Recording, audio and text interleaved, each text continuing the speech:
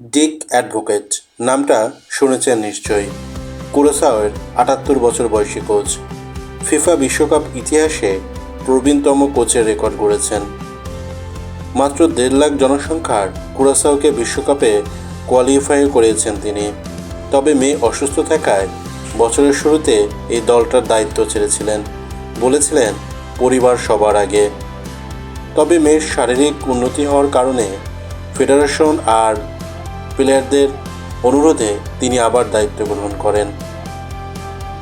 কুরাসাওর অভিষেক ম্যাচে জাতীয় সঙ্গীত এবং বিশ্বকাপে নিজেদের সর্বপ্রথম গোলের সময় আবেগপ্লুত হয়ে পড়েন এই বুড়ো মানুষটা।